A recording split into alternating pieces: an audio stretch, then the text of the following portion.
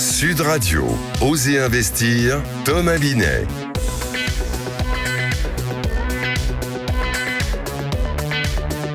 Que faire de votre argent? Où le placer? Comment le placer? On en parle avec vous tous les dimanches. Thomas Binet, bonjour. Rebonjour mon cher Jean-Marie. Évidemment, on programme aujourd'hui. Eh bien écoutez, on va parler du monde de l'immobilier. Il y a un tsunami qui est en cours. Et puis on va recevoir Stellan Cohen, présidente d'Alta Profit. On va parler d'assurance vie et de placement en 2024. Et on terminera cette émission avec Guy Marty, notre expert en gestion de patrimoine. Eh bien on va parler d'or.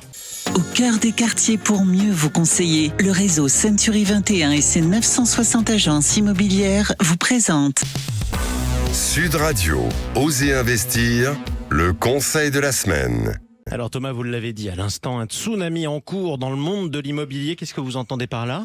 Écoutez, on voit bien Jean-Marie que tout va mal. Le monde de l'immobilier, les acteurs ne dérogent pas à cette règle. Le cabinet d'études Altares vient de sortir son étude et les chiffres sont d'une part édifiants et révèlent qu'une vague submersive est en train d'arriver sur la profession. Alors une vague submersive justement, qu'est-ce qu'on apprend grâce à cette étude? Eh bien écoutez, on va donner quelques chiffres. En 2023, 910 agences immobilières se sont déclarées en cessation de paiement ou en procédure de sauvegarde. Nous n'avions pas atteint ce niveau depuis 2009 et très clairement le nombre de défaillances a bondi de 116% par rapport à 2022 et Altares tape sur 1000 défaillances en 2024. Ouais, et qu'en est-il du reste de la filière? Eh bien ça va pas beaucoup mieux. Faillite de 122 promoteurs et de, écoutez bien, 867 constructeurs de maisons individuelles. Ce dernier domaine est frappé très violemment dans cette crise et je ne vous parle pas des plans sociaux en cours ou à venir. Oui, c'est dingue. Alors c'est quoi l'analyse de votre analyse de la situation? Eh bien ça risque de continuer car nos gouvernants n'ont pas pris la dimension de la situation. L'absence de ministre du Logement peut donner un sentiment de flottement, mais on sait bien que de toute façon, les arbitrages sont donnés à Bercy. Alors on voit bien également que le marché ne bouge plus depuis plusieurs mois en raison des taux, des ventes qui baissent et des acheteurs qui sont attentistes. Et avec tout ça, on n'a pas parlé non plus du logement social. Christophe Robert, délégué général de la Fondation Abbé Pierre, vient de rendre public les chiffres du mal logement à l'occasion des 70 ans de l'appel de l'Abbé Pierre en hiver 54. Écoutez là aussi, 2 400 000 ménages en attente de logement social. 4 100 000 mal logés en 2023, 330 000 SDF en 2023 contre 143 000 en 2012 et on jugeait déjà ça comme inacceptable. Bref, tous ces chiffres sont là et sont dans le rouge, car le logement, c'est aussi le logement social. Et voilà, plus qu'un tsunami, nous sommes probablement à l'aube d'une bombe sociale. Oui, on en parlait précisément hier avec Sylvain Lévy-Valency et toute l'équipe de Parlons Immo et leur invité. Tout de suite, c'est votre invité que nous accueillons, Thomas Binet. L'invité de la semaine est Stellan Cohen, présidente d'Alta Profit. C'est un courtier et un conseil en gestion de patrimoine en ligne qui accompagne 60 000 clients dans leur solution d'épargne ou alors d'investissement depuis près de 25 ans. Bienvenue à vous, Stellan Cohen. Vous êtes l'invité de Thomas Binet. On va justement parler d'assurance vie. Après des années de baisse successive de son rendement, serait-elle en train de reprendre des couleurs et de redevenir le placement sur lequel il faut investir en 2024? Avant de faire un tour d'horizon avec vous des fonds euros sur le marché, et pour bien comprendre le mécanisme qui s'opère depuis plusieurs mois, peut-on revenir, Stellan Cohen, sur le contexte économique dans lequel nous évoluons? Qu'en est-il? On vient d'en parler un petit peu d'ailleurs. Absolument. On est face à une incertitude quant à la croissance économique mondiale. Il faut aussi regarder la situation géopolitique qui est quand même très très tendue avec des zones de conflit dans différentes parties du monde. L'inflation ne baisse pas forcément aussi vite qu'on aimerait. C'est vrai que par contre, au niveau de l'emploi et notamment en France, on a effectivement une hausse très très forte de l'emploi.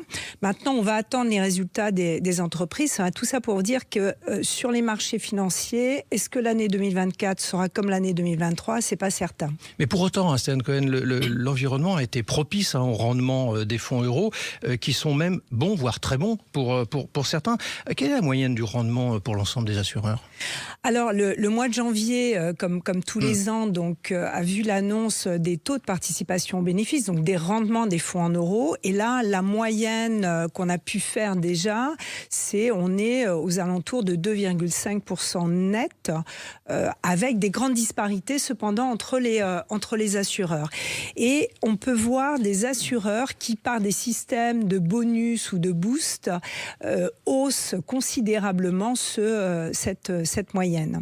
Oui, mais alors, on voit quand même qu'on a atteint un certain niveau de taux et on voit bien que le livret A qui sert annuellement en ce moment, à savoir 3%, tout ça c'est fait exprès d'après vous? Comment ça se passe concrètement?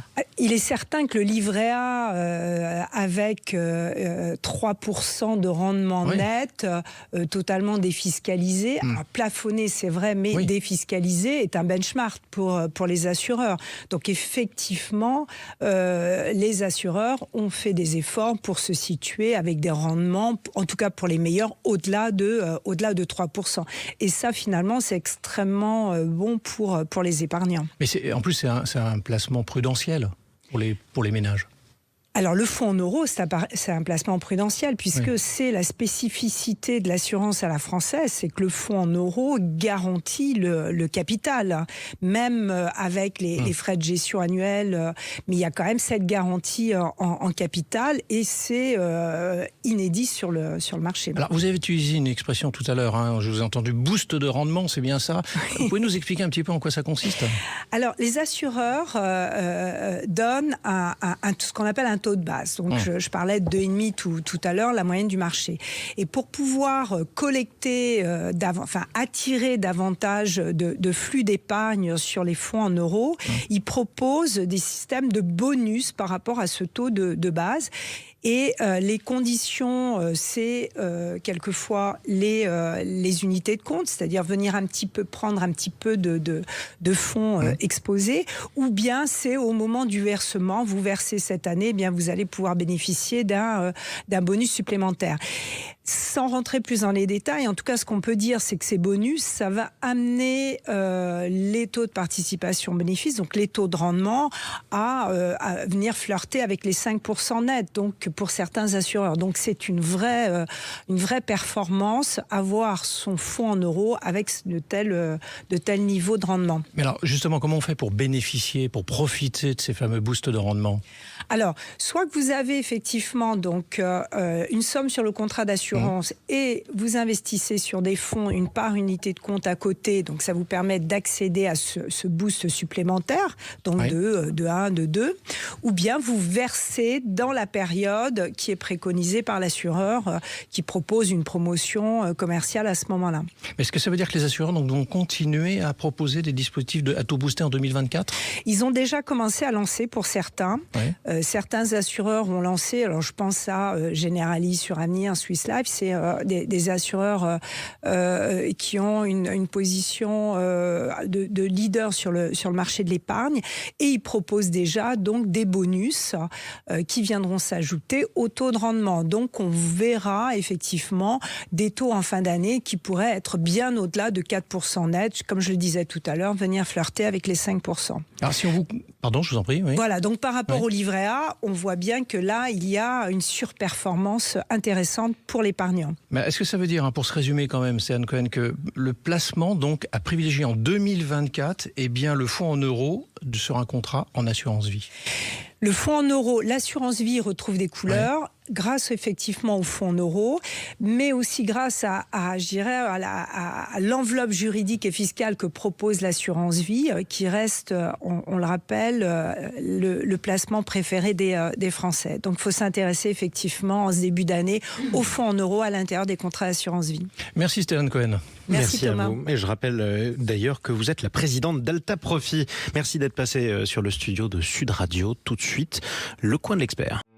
Intergestion REM, spécialiste de l'épargne en SCPI depuis plus de 30 ans, présente Sud Radio, Osez investir, le coin de l'expert. L'un des experts d'Oser Investir qu'on retrouve toujours avec plaisir, c'est Guy Marty, fondateur de pierrepapier.fr, notre consultant en gestion de patrimoine. Thomas, avec Guy, vous allez nous parler d'or aujourd'hui ? Absolument Jean-Marie, parce que ça fait quand même quelques temps que l'on n'avait pas parlé de ce sujet. Alors Guy, comment se porte cet investissement ces derniers temps ? Alors l'or va bien, et en même temps, il reste un grand mystère. Bon, pour donner des chiffres, en 2023, le lingot, donc 1 kilo d'or, est passé de 55 500 en début d'année à 60 000 en fin d'année, soit un peu plus de 8%. Meilleur que l'assurance vie, n'est-ce pas ? Et du coup, ces dernières années, ça se passe comment ?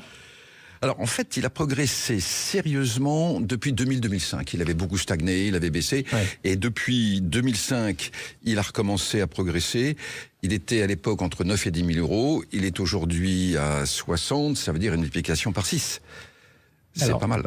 Alors, il y a un mystère dans tout ça, je suis sûr. Allez-y. Mais oui, parce que le mystère de l'or, c'est que avec l'inflation, avec les guerres, avec le monde qui se redivise, beaucoup s'attendaient à ce que l'or explose. Et en fait, depuis des années, il progresse, mais tranquillement, sans plus. Alors en fait, certains pensent que c'est la faute au Bitcoin, qui est devenu également une valeur refuge. Bon, d'autres ne sont pas d'accord. En fait, l'or, c'est comme toujours, il y a ceux qui y croient, ceux qui n'y croient pas. Avec l'or, vous savez, il y a un seul conseil de sagesse. Personne ne sait ce qu'il fera dans les 2 ou 3 ans. Oh, c'est pratique. Votre dernier conseil, mon cher Guy. Conseil d'investissement ? Allez-y. Alors c'est très vous en simple. avez un. Si vous êtes un homme, achetez des bijoux à votre femme ou à vos filles. Et si vous, alors surtout en bijouterie du 18 carats.